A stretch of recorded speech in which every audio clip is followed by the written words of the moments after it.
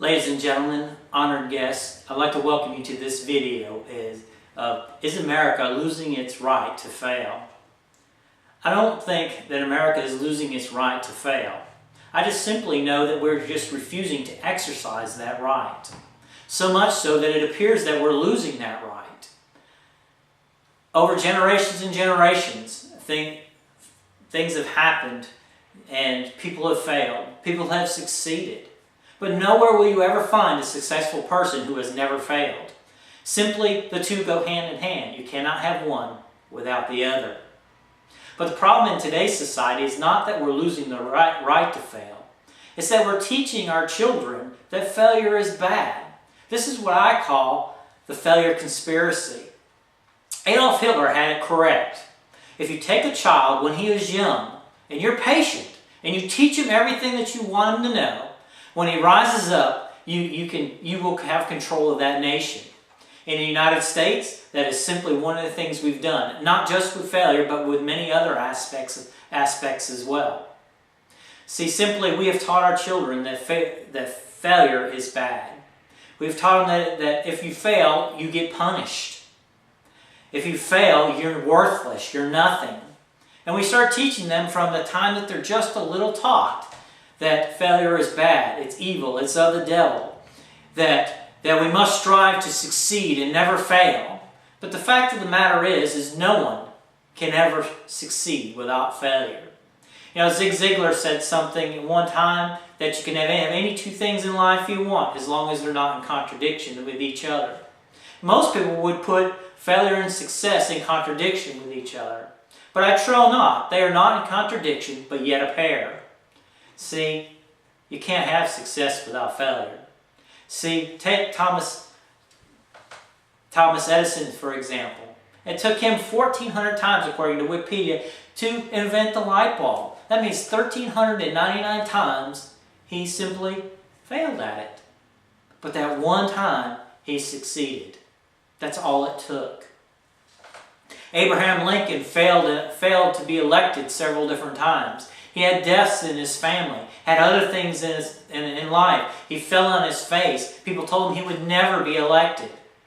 But he stuck with it. He persevered through the failures and eventually became the President of the United States.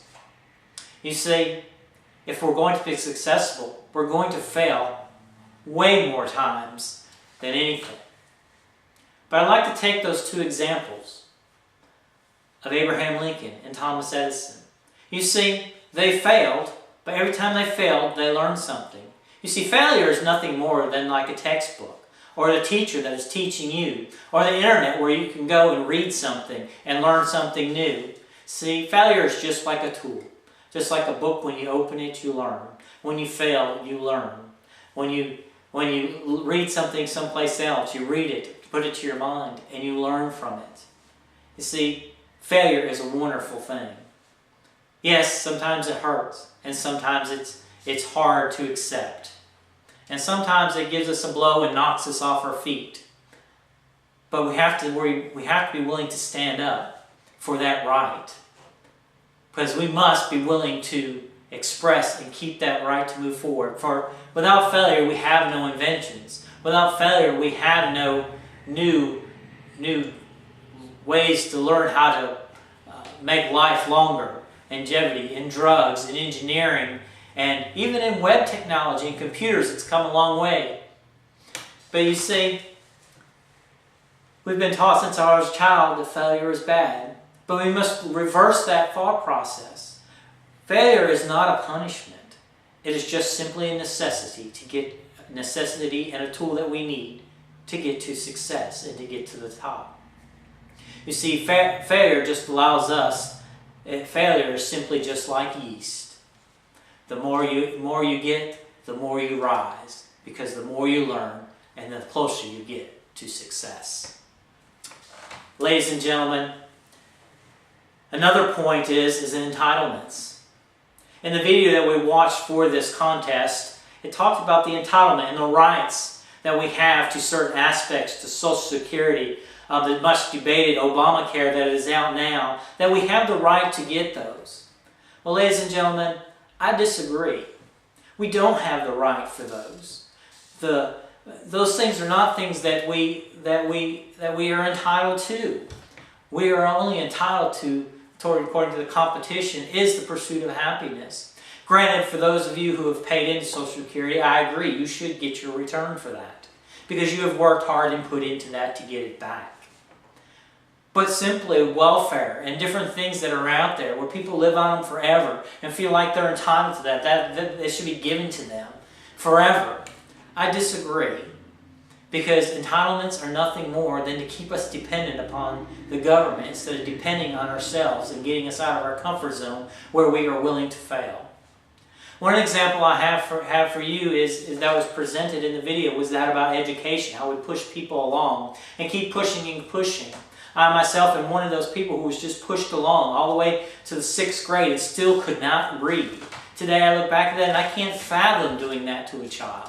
But today we have what's put in place is No Child Left Behind, where we teach them and push them and we dumb things down so yes, everybody's successful. But the fact of the matter is that goes back to the fact that we teach children that failure is bad instead of good. Instead of teaching children that failure is a tool, not a punishment. Ladies and gentlemen, one example of this that I heard not too long ago that just shocked me to the core was a class of seniors that was graduating. So much so that the people in the administration of the school didn't want anyone to feel less important than the one below. So they made everybody in the whole class valedictorians. What atrocity! Kids today, or worse, when you're playing sports and parents get upset because the winning team is winning by 25 points and they think that the team should quit and let the other team catch up because they're going to hurt the child's ego. Well, this is a bunch of hoolah. It is not. It's silly, because kids need to learn that failure is a fact of life, and we need to learn from that. Much like the unofficial mantra of the Marine Corps. It is something that I've embraced since I was a Marine and learned about it. It's improvise, adapt, and overcome. We need to be teaching our kids that failure is good. But when we fail, we need to analyze that failure, learn from it, improvise, adapt, and overcome. When we fall down again, analyze, improvise, adapt, overcome until we hit success. See, America needs to learn. Everybody in America wants to be successful, but everybody runs away from fear. And people wonder why. Why aren't they a success? Because they have too much of what they call failure paralysis, the fear of failure so much that they're paralyzed that they cannot do anything, that they won't even move forward. So what they do is that they leave here and they say, well, give me my entitlements. I'm comfortable, I'm here, I'm sweet. And because of that, we're not losing the right to fail. We're giving that right away so that, I don't want to fail, so therefore I'm just going to sit and get the entitlement. I'm just going to be comfortable in my position where I am. I don't want to move out of my little eggshell because I might fail. Well, you will fail. I'm here to tell you you're going to fail. But unless you're willing to fail, you will not reach the top. It's a sad state when America is moving. The more and more it moves closer to the center, which is to the left of socialism, the more and more entitlements that are given, the more and more people who are going to be willing not to step out, stifling inventions, stifling creativity, and that's a sad state for America, that we are willing to give that right to fail away, to not execute it, and not use it. You see, no one can take that right from us.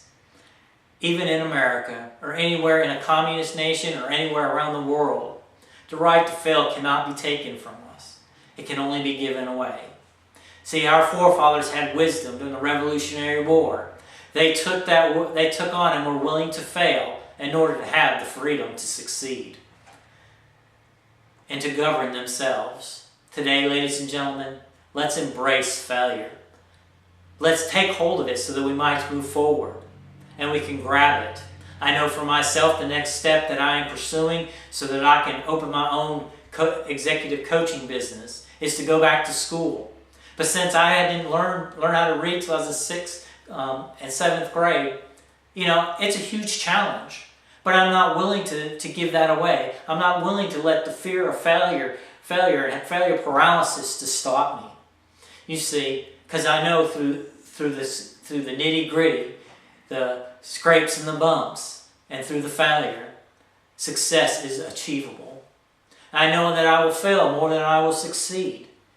But when that success comes, I will savor it, enjoy it, rejoice in it, and turn around and be thankful to everyone who helped me get there.